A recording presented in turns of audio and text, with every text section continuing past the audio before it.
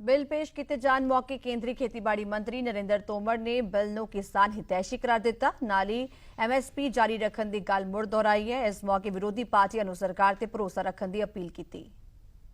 करना चाहता हूं सदन को माननीय अध्यक्ष जी आपके माध्यम से कि अभी जो वर्तमान व्यवस्था है उसमें कृषक अपना उत्पाद पैदा करता है और वो मंडी में लाता है।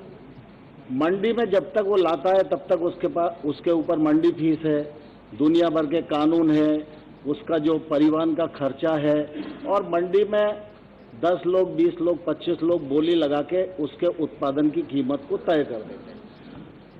अब अगर ये अध्यादेश अधिनियमित हो जाएगा तो निश्चित रूप से किसान को इस बंधन से मुक्ति मिलेगी।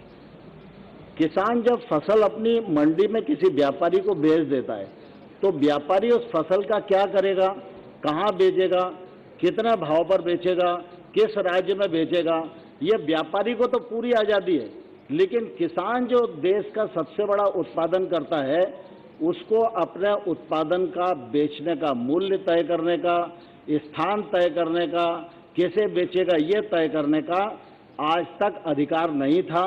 मैं समझता हूँ इस अध्यादेश के माध्यम से ये आज़ादी पूरे देश को मिलने वाली है। मैं आपके माध्यम से माननीय अध्यक्ष महोदय देश भर के किसानों को, राजनीतिक दल के नेताओं को, सभी को यह आग्रह करना चाहता हूँ कि यह जो अध्यादेश है जिसको आज संसद में प्रस्तुत किया जा रहा है इससे एपीएमसी एक्ट पर कोई फर्क नहीं पड़ेगा।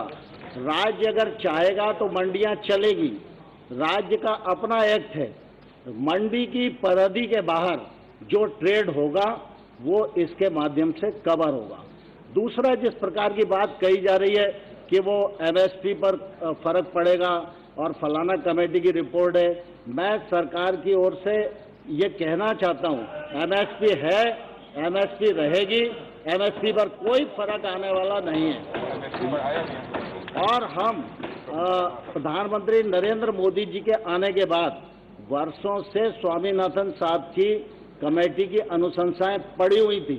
उन 200 अनुशंसाओं में 201 अनुशंसाओं में से भारत सरकार ने मोदी जी के नेतृत्व में 200 अनुशंसाओं पर अमल किया और जो एमएसपी थी उस पर भी 50% मुनाफा जोड़कर रबी और खरीफ की एमएसपी घोषित की जा रही है। इससे किसी भी प्रकार का फर्क नहीं आएगा।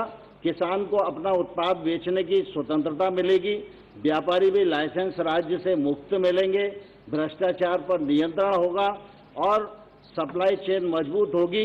कृषि के क्षेत्र में निजी निवेश बढ़ेगा और ये निजी निवेश जब गांव तक और खेत तक पहुंचेगा, इसी से किसान का उत्थान आने वाले कल में होने वाला है। बहुत